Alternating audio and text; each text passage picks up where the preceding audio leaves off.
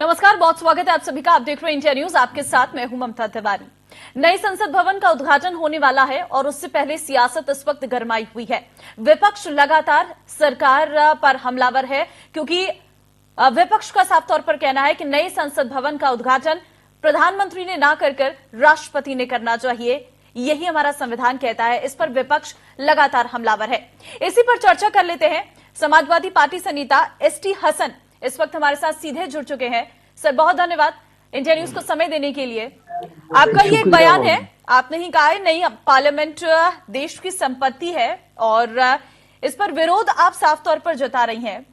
नई संसद भवन बनकर तैयार हुई है, इस पर तो खुशी होगी। देखिए, संसद भवन तैयार हो गया, अरबों रुपया इसके ऊपर लग गया। उस वक्त ये बना जिस वक्त कोविड काल था। सांसदों को बेवकूफ बनाया गया कि हम आपकी निधि पोस्टपोन कर रहे हैं और कोविड में इसका इस्तेमाल होगा। पोस्टपोन न करके खत्म कर दी गई और पैसे की कमी थी। उस वक्त हमने ये विरोध किया था कि पहले कोरोना के बारे में सोचा जाए, बाद में संसद भवन के बारे में सोचा जाए। ये संसद भवन जो हमारा है, इसी का एक्सटेंशन हो सकता था। करोड़ों अरबों रुपए इसमें लग गए। ठीक है, लग गए, कोई बात नहीं है, लगा ही करते हैं।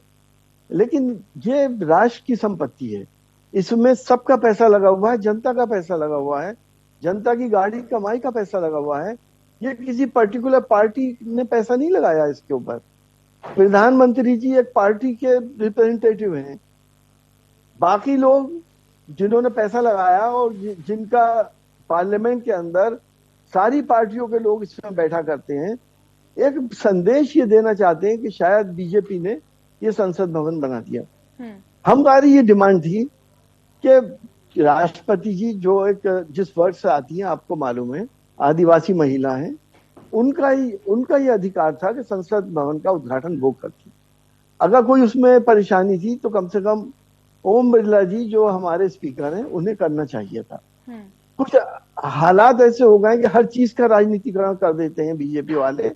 पिछले दिनों आपने देखा कि अगर वैज्ञानिकों ने कोविड की वैक्सीन बना ली तो प्रधानमंत्री जी उनके पास जा रहे हैं और आप सब लोग उसे हाईलाइट कर रहे हैं। आपने देखा कि मार्स के ऊपर हमारा एक प्रोजेक्ट उतरने जा रहा था, प्रधानमंत्री जी वहां पहुंच गए, लोग साइंटिस्ट बेचारे घबरा गए। भाई जाहिर है प्रधानमंत्री आए, वो हमारा फ्लॉप हो गया। हर चीज की राजनीतिकरण करने की जरूरत क्या है? पहले भी तो बड़े बड़े काम हुए हैं, पहले भी तो बड़े बड़े संस्थान बने हैं। क्या आपने कभी देखा कि प्रधानमंत्री जाके और एक पर्टिकुलर पार्टी के इसका उद्घाटन करें और अपनी पीठ थपथपाएं, वाहवाही ले लोगों की?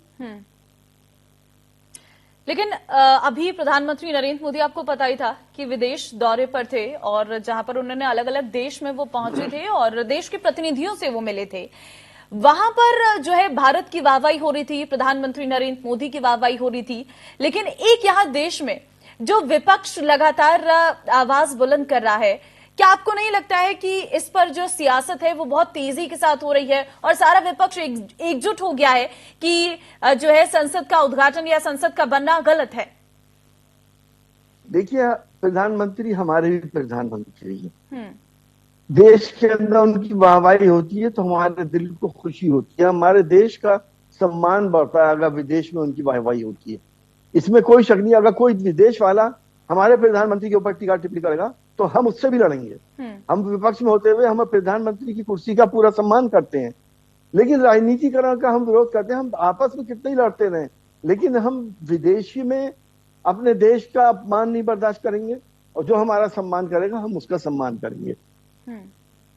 लेकिन प्रधानमंत्री नरेंद्र मोदी के उद्घाटन से दिक्कत क्या है? यही सवाल बीजेपी लगातार उठा रही है। यही दिक्कत है कि वो उसका राजनीतिकरण हो रहा है। उसमें एक पर्टिकुलर पार्टी का हेड उसको उद्घाटन कर रहा है। अगर राष्ट्रपति जी इसका उद्घाटन करें तो दिक्कत क्या है? मैं ये पूछता हूं बीजेपी वालों से। ठीक है, राष्ट्रपति जी का क्यों अपमान हो रहा है? इसमें क्या बुराई है अगर राष्ट्रपति जी इसका उद्घाटन कर दें तो? लेकिन बीजेपी का एक और सवाल ये है कि हम जब नए संसद भवन का उद्घाटन कर रहे हैं, हमने इतने अच्छे तरीके से संसद भवन को बनाया है और जब भी बीजेपी कोई अच्छा काम करती है तो विपक्ष को पता नहीं क्या परेशानी हो जाती है कि हर अच्छे कार्य का वो विरोध करने लगती है। देखिए, आप जैसी एंकर की जबान पे आ गई ना, वही बात जो मैं कह रहा हूँ नहीं, कि ये बीजेपी का ने कहना है, बनाया। ये मेरा नहीं कहना है। हाँ, बीजेपी, आपने कल अमित ये शाह को सुना होगा, वो भी यही कह रहे थे कि हाँ जब तो भी वो हम कुछ अच्छा करने जाते हैं तो विपक्ष विरोध करने लगता है। ऐसा क्यों, क्या कारण है इसके पीछे? भाई, आपने खुद कहा कि बीजेपी जब करने जाती है तो विरोध क्यों करते हैं। आप ये कहिए कि राष्ट्र में कोई अच्छा काम होता है तो सब साथ, ठीक है। लेकिन किसी एक पर्टिकुलर पार्टी को अपनी पीठ नहीं थपथपानी चाहिए इसके ठीक लिए। है। ठीक है, लेकिन क्या आपको लगता है ये 2024 की एक रणनीति भी बताई जा रही है विपक्ष की, क्या आप इससे इत्तेफाक रखते हैं? यकीनी तौर पे ये तो 2014 की रणनीति है। संसद भवन बना है, अच्छा बना होगा, मेरी ये उम्मीद है। लेकिन अगर इसके अंदर कुछ कमियां हैं तो वो भी तो उजागर होंगी जब हम लोग जाएंगे इस संसद के अंदर। ठीक है। तो हम तो ये चाहते हैं कि एक आइडियल संसद हमारी बने, जब बनी थी, और उसमें सारी फैसिलिटीज हो। अब देखना पड़ेगा कि इसमें क्या क्या फैसिलिटीज है, सीटें सीटें किस तरह की हैं, किस तरह से सांसदों के लिए इंतजाम किए गए हैं। बाकी सब चीजों को देखना पड़ेगा, अभी तो हमें पता ही नहीं उसमें क्या क्या है। लेकिन लग तो अच्छा रहा होगा ना कि हाँ, एक नया संसद भवन बन गया है, अब हम भी सांसद हैं, पहुंचेंगे और नए संसद भवन में बैठेंगे, वहां पर अब चर्चाएं होंगी।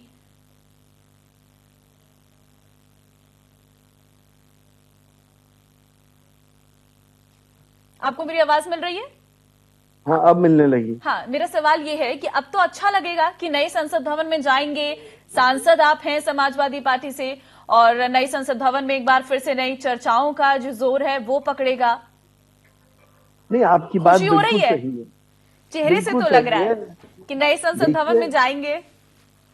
मेरी बात तो सुनिए मोहतरमा। हाँ, बिल्कुल सुन रही हूँ, आप बताइए।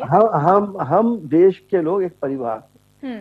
परिवार में कोई नई चीज आती तो खुशी तो होती है, ये नेचुरल है, वही खुशी है। लेकिन अगर वो घर के मुखिया से उसको क्रेडिट दूसरे आदमी को दे दिया जाए, मुखिया को ना दिया जाए, एक नॉन राजनीतिक इंसान को ना दिया जाए, तो फिर भाइयों भाइयों में भी खलिश पैदा हो जाती है कि ये क्यों कर रहा है, अपना क्रेडिट क्यों ले रहा है। ये तो देश की संपत्ति है। ठीक है, बहुत धन्यवाद आपका इंडिया न्यूज के साथ जुड़ने के लिए और इस महत्वपूर्ण विषय पर अपने जवाब देने के लिए। तो विपक्ष जो है लगातार इसका विरोध कर रहा है कि नए संसद भवन का उद्घाटन प्रधानमंत्री नरेंद्र मोदी के हाथों क्यों हो रहा है, क्योंकि हमारा देश संवैधानिक तरीके से काम करता है, तो संवैधानिक तरीके से यह हक राष्ट्रपति का है और राष्ट्रपति को ही इसका उद्घाटन करना चाहिए। फिलहाल इस पर लगातार विपक्ष हमलावर है और सरकार भी लगातार इस पर जवाब देती हुई नजर आ रही है। वक्त एक छोटे से ब्रेक का है, फौरन लौटते हैं।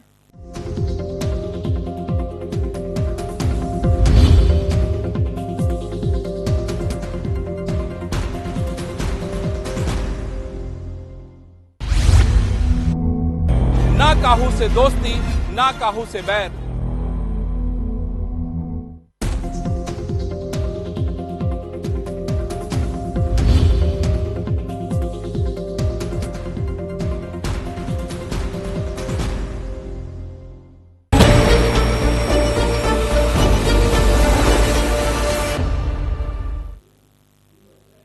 नमस्कार, आप देख रहे हैं प्रदेश का भरोसेमंद news channel India news. Uttar Pradesh Uttarakhand में आपके साथ ममता तिवारी। बड़ी बहस में आज चर्चा होगी मिशन 80 को लेकर।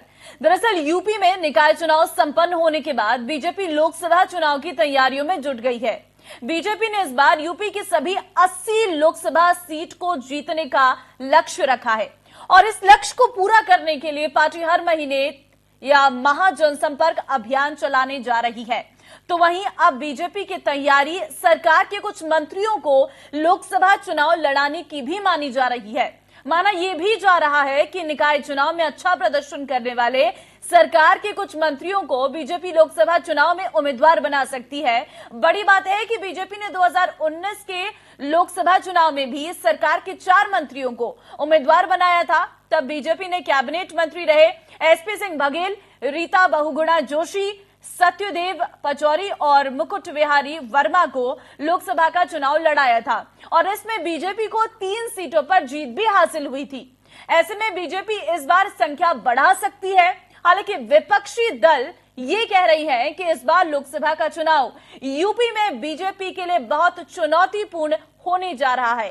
जाहिर है 2024 के लोकसभा चुनाव बीजेपी के लिए बहुत महत्वपूर्ण है और इसलिए माना जा रहा है कि इस बार बीजेपी कुछ वर्तमान सांसदों का टिकट काटकर उनकी जगह सरकार के कुछ मंत्रियों को मौका दे सकती है।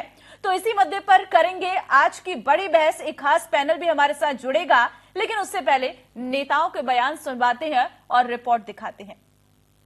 कैडर बेस्ड पार्टी और जहां जिस कार्यकर्ता का जो उपयोग होता है, और चुनाव एक ऐसी चीज है जिसमें जीतना ही सर्वाधिक प्राथमिकता होती है। तो यदि वो व्यक्ति, यदि वो कार्यकर्ता हमारा प्रदेश सरकार में मंत्री है और किसी लोकसभा से जीतकर आ सकता है, तो सरकार में बैठे लोग अपना चुनाव लड़ने जाते हैं। मंत्रियों को भारतीय जनता पार्टी का, देखिए हमारे यहाँ एक पार्लियामेंट्री बोर्ड है, वो चुनता है और जिसको भी वो चुनेगा वो लोकसभा का चुनाव लड़ने जाएगा।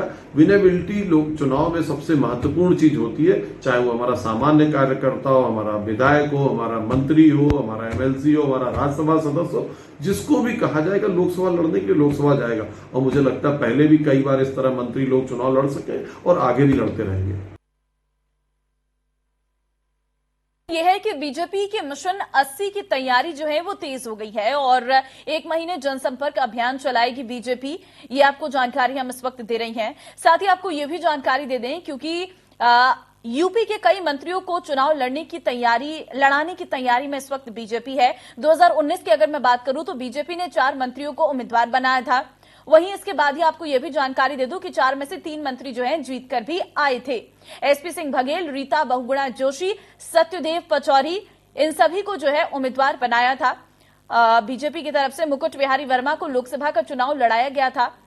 2019 की मैं बात कर रही हूं। ये 4 वो लोग थे जिन्हें जगह दी गई थी लोकसभा के लिए चुनाव लड़ने की, लेकिन 2019 में बीजेपी को 3 सीटों पर जीत भी हासिल हुई थी। 4 लोगों को उठाया गया था 2019 में बीजेपी की ओर से, लेकिन 3 सीटों पर जो है बीजेपी ने जीत भी दर्ज की थी। तो ऐसे में यह माना जा रहा है कि इस बार जो है कुछ और सीटें बढ़ा सकती है बीजेपी। 2024 में बीजेपी अधिक मंत्रियों को टिकट दे सकती है। ये जानकारी निकलकर सामने आ रही है। शायद वो मंत्री जिनका प्रदर्शन अच्छा रहा, जिन्होंने विधानसभा चुनाव के दौरान बहुत ज्यादा संख्या मार्जिन के साथ जो है सीट को अपने नाम किया, निकाय चुनाव में जिनके अच्छे प्रदर्शन देखने को मिले, जहां पर ज्यादा से ज्यादा सीटें बीजेपी के खाते में आए, ऐसी जगहों पर जो मंत्री हैं उन्हें जो है बीजेपी इस बार टिकट दे सकती है, ऐसा अनुमान लगाया जा रहा है। हालांकि विपक्ष का यह कहना है कि इस बार बीजेपी की राह आसान नहीं होने वाली है लोकसभा चुनाव को लेकर। बहरहाल वो तो समय बताएगा, लेकिन हां अभी से ही चर्चाएं तेज है, बाजार गर्म है और जो चुनावी तैयारियां हैं वो हर एक पार्टी की लगातार जारी है। तो मिशन 80 को लेकर बीजेपी का अपना एक प्लान तैयार हो गया है। बताया जा रहा है कि 2024 में बीजेपी अधिक मंत्रियों को टिकट दे सकती है। वो मंत्री जिनका प्रदर्शन काफी अच्छा है अपने क्षेत्र में और जिन्होंने विधानसभा चुनाव के दौरान अच्छे मार्जिन के साथ जीत दर्ज की, जिन्होंने निकाय चुनाव में अच्छा प्रदर्शन किया, उन मंत्रियों का कामों की गणना लगातार की जा रही है और उन्हें जो है आने वाले समय में लोकसभा बीजेपी भेज सकती है।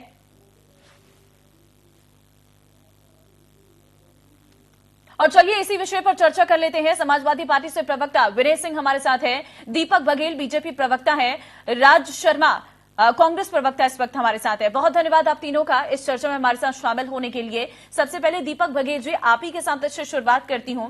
मिशन 80 के लिए रणनीति तैयार हो गई है, तैयारियां शुरू हो गई है, कामों का आकलन करना आपने शुरू कर दिया है, मंत्री विधायकों को लगातार निर्देश दिए जा रहे हैं, बैठकें हो रही हैं, बीजेपी का प्लान क्या है? देखिए, निश्चित तौर पर भारतीय जनता पार्टी आने वाले लोकसभा चुनाव के लिए अपने पूरे दमखम के साथ तैयारी कर रही है और हमारा जो लक्ष्य है 80 में से 80 मिशन 80 को लेकर भारतीय जनता पार्टी आगे चल रही है। देखिए, पूर्व में भी आपने देखा होगा जिस प्रकार से हमने 2014 के अंदर, उसके बाद 19 के अंदर लगातार प्रदेश के अंदर बहुत अच्छी मार्जिन से जीतने का काम किया, चाहे वो 19 के अंदर 73 पर हो और बाद में 64 पर हो। तो ये भारतीय जनता पार्टी की नीतियां हैं, भारतीय जनता पार्टी का नेतृत्व है, जिसके कारण आज ये सारी चीजें सक्षम हो पाई है या वर्तमान में आ पाई है। आप देखिएगा, आज हम पूरा कार्यक्रम लेकर चल रहे हैं, जहां पार्टी महासंपर्क अभियान लेकर चलती है, जिसके अंदर 1 महीने के अंदर मई से लेकर जून तक, 30 मई से 1 जून तक लगातार संपर्क करने का काम भारतीय जनता पार्टी के कार्यकर्ता, चाहे वो राष्ट्रीय स्तर का कार्यकर्ता हो, प्रदेश स्तर का कार्यकर्ता हो, मंडल स्तर का कार्यकर्ता हो, जिला स्तर का कार्यकर्ता हो, पन्ना प्रमुख हो, पन्ना समिति के जो कार्यकर्ता हो, वो लगातार जनता के बीच में जाएंगे। जो प्रबुद्ध वर्ग के सम्मेलन है उनको करेंगे, जो समाज के बीच में जो विशिष्ट परिवार है, चाहे वो शहीदों के परिवार हो, डॉक्टरों के परिवार हो, ऐसे सभी लोगों को सम्मानित करने का काम करेंगे। जहां पर 80 की 80 लोकसभा के अंदर लगभग 80 सभाएं होने जा रही हैं, जहां उसके बाद में एक सांसद टिफिन कार्यक्रम होगा, जहां पर पार्टी के जो कार्यकर्ता हैं, पार्टी के जो मंडल के पदाधिकारी से लेकर पन्ना प्रमुख तक जो कार्यकर्ता है, वो सब आपस में बैठेंगे, चर्चा करेंगे, रणनीति बनाएंगे कि किस प्रकार से हम प्रदेश के जनता के बीच में जाएं। जनता लेकिन ये जो 2019 वाला दाव है, क्या 2024 में भी यही चलाने जा रही हैं आप? जो मंत्री हैं, कुछ बताया जा रहा है कि उन्हें लोकसभा चुनाव के लिए टिकट दिया जाएगा। क्या लग रहा है 2019 में जो सक्सेस मिल पाई, 2024 से भी वही उम्मीद है? लेकिन विपक्ष का तो ये कहना है कि इस बार राह आसान नहीं रहेगी आपकी। देखिए, निश्चित ही भारतीय जनता पार्टी एक लोकतांत्रिक पार्टी है, एक संगठन आधारित पार्टी है, और संगठन आधारित पार्टी होने के नाते जहां अगर कोई कार्यकर्ता अगर जनता के बीच में लोकप्रिय है, पार्टी के अंदर उसकी स्वीकार्यता है और भारतीय जनता पार्टी की नीतियों में विश्वास रखता है, तो निश्चित तौर पर उसको भारतीय जनता पार्टी का जो केंद्रीय पार्टी पार्लियामेंट्री बोर्ड है, वो ऐसे कार्यकर्ताओं को चुनता है और चुनने के बाद टिकट देने का काम करता है। वो जनता के बीच में जाते हैं और जन समर्थन मांगकर और भारतीय जनता पार्टी के टिकट पर सांसद बनकर आते हैं। ऐसा ही पिछली बार भी हुआ था, जैसे आपने अपनी रिपोर्ट में पूर्व में वक्तव्य में बताया कि जिस प्रकार से हमने पिछली बार भी 4 ऐसे मंत्री थे, कैबिनेट मंत्री थे, जिनको टिकट देने का काम किया, जिनमें से 3 जीत कर आए।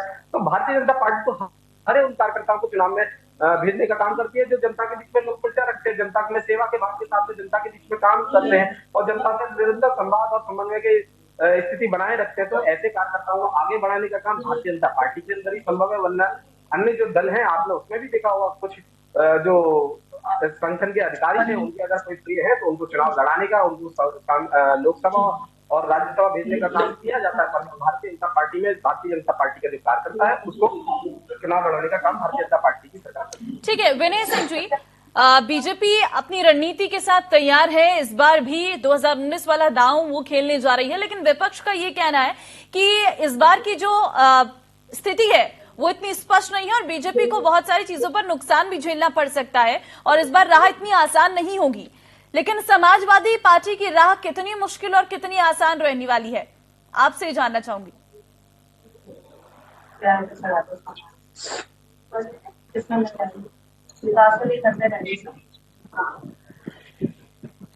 विनय सिंह जी, आप एक बार अपने आप को अनम्यूट करिए, आपकी आवाज नहीं आ रही है। जी आ रही आवाज? हाँ, आप बात रखिए।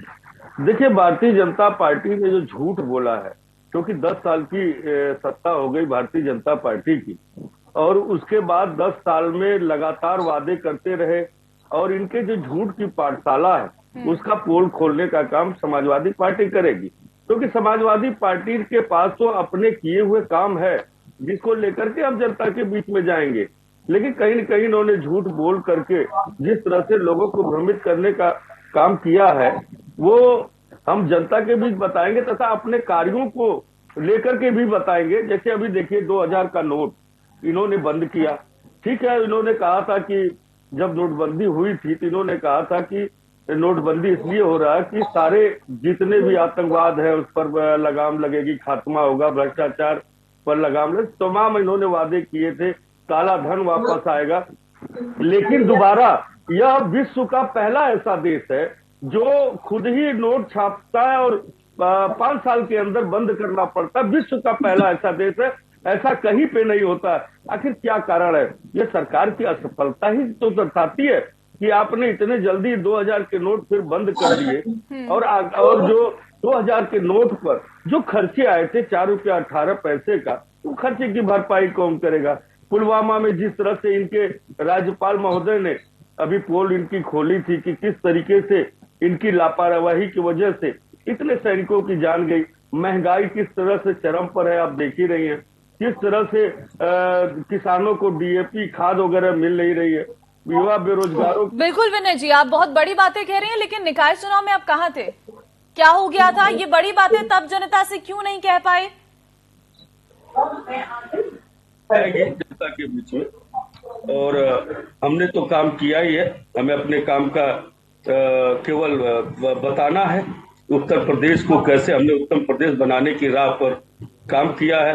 हमने जो है चाहे मेट्रो हो, चाहे अस्पताल हो, चाहे सौंदर्यीकरण का काम हो, चाहे रोजगार हो, सब क्षेत्रों में समाजवादी पार्टी ने काम किया और समाजवादी पार्टी की अपनी एक रणनीति है जिसके तहत जाति जनगणना वगैरह तमाम ऐसे हैं जिनको लेकर के हम जनता के बीच में जाएंगे। ठीक है, राज शर्मा जी कांग्रेस से प्रवक्ता है। राज जी, कर्नाटक में तो बहुत अच्छी जीत के साथ आ गई हैं, वापसी कर ली है और लौट गई हैं और सरकार भी बना ली है, लेकिन क्या उत्तर प्रदेश के लिए फॉर्मूला तैयार किया है?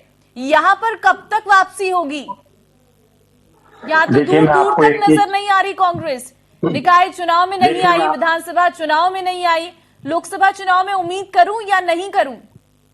नहीं, देखिए मैं आपको सबसे पहले एक चीज क्लियर कर दूं कि हमारी भारतीय राष्ट्रीय कांग्रेस पार्टी 2009 को दोहराएगी, क्योंकि अभी मैं सुन रहा था भारतीय जनता पार्टी के प्रवक्ता कह रहे थे कि हम लोग मंत्रियों को लोकसभा लड़ाएंगे। इनका काम ही है ये पब्लिक को और कुछ सोचने देने की, ध्यान लगाने के लिए सोचने नहीं देते हैं कि पब्लिक सही जगह ध्यान लगा ले। अरे भाई, आप अपने मिनिस्टर को हटा के सांसद बना देंगे, फिर चुनाव कराएंगे। आप जैसा कि आप कहते हैं चुनाव के मूड और मोड में रहते हैं, मुझे आप ये भी तो बता दीजिए, जिस जनता ने आपको प्यार से चुना उसके लिए कुछ कार्य करने के मूड और मोड में रहते हैं। आप क्या काम कर रहे हैं बताइए? आप कहते हैं हमारी भारतीय जनता पार्टी लोकतांत्रिक पार्टी है। मैं सिरे से खारिज करता हूं आपके इस बयान को। आपके यहाँ लोकतंत्र है ही नहीं। आपके 2-3 शीर्ष के नेता, जो बड़े नेता हैं 3, उनके सिवाय आपकी चलती है? किसी की मजाकत है? कभी आपने हमारे जो प्रधानमंत्री देश के हैं, भारतीय जनता पार्टी के बड़े नेता हैं, क्या कभी ऐसा हुआ किसी से बोलते हुए, मुस्कुराते हुए देखा? एरोगेंसी की हद पार कर चुके हैं। और बता दूं मैं आज आप ही के चैनल के माध्यम से कि भारत की जनता और उत्तर प्रदेश की जनता सब में रोष है, लेकिन डर के मारे कोई लोग कहते नहीं है, क्योंकि बड़े बिजनेसमैन जो 30% सत्ता को पलटने का मादा रखते हैं वो डरते हैं। उन्हें लगता है अगर हम बोलेंगे तो ईडी आ जाएगी, हम बोलेंगे तो सीबीआई आ जाएगी, हम बोलेंगे थाने का इंस्पेक्टर आ जाएगा। अच्छा, शांति सबको चाहिए, जनता को शांति चाहिए, इसलिए चुप बैठी है। और मैं आपको कहना चाह रहा हूं कि आप मुतमईन हो जाएं कि कांग्रेस पार्टी और कि उत्तर प्रदेश की तो बात करूंगा तो हम 2009 का भी रिकॉर्ड तोड़ेंगे, ये आप निश्चित है, क्योंकि जनता हमारी तरफ देखने लगी। जनता को यह एहसास हो गया कि हमसे गलती हो गई थी, जो भारतीय जनता पार्टी को हमने केंद्र में स्थापित कर दिया। क्या मिला बताइए आप मुझे? अगर मैं आप दीपक जी से पूछूं, आप कभी बेरोजगारी की बात नहीं करते हैं, आपकी स्वास्थ्य सुविधा ही नहीं बात होती। आप ही के कार्यकाल में एक विधायक को कोरोना काल में एक बिस्तर नहीं मिल पाया, जो बेड मिल जाता उसकी जिंदगी बच सकती थी। तो आप क्या कर रहे हैं बताइए मुझे?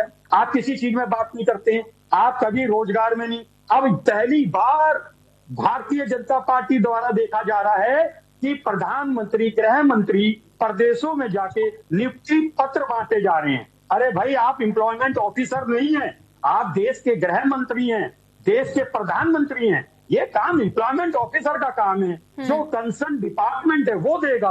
आप लोग दे रहे हैं क्या? इसको पब्लिक नहीं देख रही है? इसके बारे में दीपक जी क्या कहेंगे आप? और आप कहते हैं हमने। ठीक है दीपक जी, इन सारे सवालों का जवाब आप राज्य का जरूर दीजिएगा, लेकिन इसी के साथ ही मेरा एक और सवाल ये है कि जो अभी उठाया गया कांग्रेस की तरफ से कि जिन विधायकों को, जिन मंत्रियों को चुना जाता है जनता के द्वारा, अगर आप उन्हें लोकसभा की तरफ बढ़ा देते हैं तो फिर जनता का तो अपने आप में बड़ा सवाल होगा कि ये हमारे प्रतिनिधि हैं, इन्होंने हमारे लिए विकास करना चाहिए था। देखिए, आप लगातार दोनों प्रवक्ताओं को देख रहे होंगे, चाहे विनय जी हो चाहे राज शर्मा जी हो, तो उनकी झंझलाहट और बौखलाहट आपको स्पष्ट रूप से नजर आ रही होगी। अरे विनय जी बोले, बिल्कुल कोई बौखलाहट नहीं। राज शर्मा जी देखिए, आपके समय पर बोला नहीं, राज शर्मा जी शब्दों का इस्तेमाल बढ़िया होगा, शब्दों का इस्तेमाल बढ़िया होगा। शब्दों का चयन सही है। झंझलाहट और बौखलाहट आपके चेहरे पर स्पष्ट रूप से नजर आ रही है। अरे झुंझलाहट क्यों होगी? और अगर हो क्यों ना, मैं देश का सभ्य नागरिक हूँ। अरे दीपक जी, हो क्यों ना झुंझलाहट, मैं देश का सभ्य नागरिक हूँ। राज जी, एक बार जवाब सुन लीजिए दीपक जी का, क्योंकि समय इतना है नहीं। अगर आप ऐसी बात करेंगे तो शायद समय इसमें भी नष्ट हो जाएगा। सत्ता में बैठे हैं, आपको जवाब देना पड़ेगा। मैं भी पक्का देता हूँ।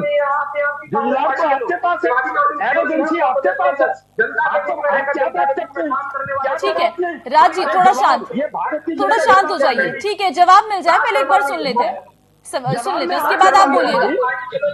प्रदर्शनी के अंदर भी एपी के कमरों सरकार हाथ चला रही भाई, मैं के बारे में जा रहे हैं, उनका हाल चाल अच्छा जानने कोई जा रहे बात हैं, करो, उनकी जो आप 20 साल पुरानी बात करते हैं, आज बताओ क्या कर रहे हो, पहुंच रही है, नहीं आप पहुंच रही देश है, को क्या दे रहे हो, आपने क्या दिया देश को? अच्छा मुझे बता दो देश को क्या दे रहे हैं आप, क्या दे रहे हैं? राज जी, अगर आप बोलते रहेंगे तो हम कैसे सुन पाएंगे कि कौन क्या बोलना चाह रहा है। थोड़ा शांति के साथ इसको संपन्न कर लेते हैं। अंतिम वक्त बचा है, मैं उसके बाद आप ही के पास आऊंगी, आपसे भी आपका कमेंट जरूर लूंगी, लेकिन एक लास्ट कमेंट ले लेते हैं। दीपक जी, थोड़ा फटाफट अपनी जवाब को पूरा करिए, और दो मेहमान भी है। जी बिल्कुल, मैं जो आरोप लगाए पहले उनका जवाब देता हूँ, मैं आपके सवाल हाँ, का ठीक है, जवाब ठीक दे है, रहा हूं। जल्दी जल्दी। जिस प्रकार से पोल खोलने की बात कही विनय जी ने, तो स्पष्ट रूप से उत्तर प्रदेश की जनता ने आज समाजवादी पार्टी की पोल खोलने का काम स्पष्ट रूप से किया है। निकाय चुनाव के अंदर आपको बिल्कुल स्पष्ट रूप से नजर आ रहा होगा, 17 में से 17 नगर निगम क्लीन स्वीप करके आज भारतीय जनता पार्टी सत्ता के अंदर है। इन्होंने अपने कामों का बखान किया, तो ये कानों का जो उनके काम है उनको आज से नहीं बता रहे, लगातार 2017 से बताते आ रहे हैं, और जनता ने हर चुनाव के अंदर लगभग 10 चुनाव राष्ट्रीय अध्यक्ष अखिलेश यादव जी के बनने के बाद से चुनाव समाजवादी पार्टी ने हारने का काम किया। आज कांग्रेस पार्टी राजनीतिक तीव्र चाहते हैं इसका नेतृत्व, प्रियंका गांधी जी आती हैं, लड़कियों लड़ सकते की बात करती है, और लड़ने के बाद में वो यहाँ से चली जाती है चुनाव के बाद में, और उत्तर प्रदेश की जनता की ना कोई खोज खबर लेने का काम करती है। ठीक है, जनता इसके लिए बैठी हुई है, जनता बता देगी कि क्या स्थिति है और कौन विधायक कौन नेता उनके पास पहुंच रही है। लास्ट कमेंट विनय जी, आप क्या कह रहे थे, अपनी बात पूरा करिए थोड़ा फटाफट। देखिए सीधी सी बात है, भारतीय जनता पार्टी ने उत्तर प्रदेश क्या पूरे भारत को छला है, कहीं न कहीं बेवकूफ बनाने का काम किया। जनता तैयार बैठी हुई है, पूरे मूड में है अब की बार, क्योंकि महंगाई और स्वास्थ्य और शिक्षा को लेकर के जिस तरह से अव्यवस्था फैली हुई है, उस चीज को लेकर के जनता इंतजार कर रही है, क्योंकि जनता जनार्दन होता है, जनता डरती नहीं। अभी जो हमारे कांग्रेस के प्रवक्ता महोदय कहे, जनता डरती नहीं, जनता तो निर्णय देती है, जनता आने वाले समय में अपना निर्णय सुनाएगी, और भारतीय जनता पार्टी का सफाया होना तय है, क्योंकि अब ये झूठ की पाठशाला हिंदुस्तान के चलिए अंदर नहीं ठीक है, चलेगी। देखना होगा मिशन 80 क्या रहता है। फिलहाल आप तीनों का बहुत धन्यवाद हमारे साथ जुड़ने के लिए और चर्चा में हिस्सा लेने के लिए। तो बीजेपी ने अपनी रणनीति तैयार कर ली है मिशन 80 को लेकर, और इस बार कई जो ऐसे मंत्री हैं उन्हें लोकसभा का टिकट भी बीजेपी दे सकती है, लेकिन विपक्ष इसका विरोध कर रहे हैं। विपक्ष का लगातार कहना है कि इस बार जो मुश्किल है वो साफ तौर पर बीजेपी के सामने है। फिलहाल वक्त एक छोटे से ब्रेक का है, फौरन लौटते हैं।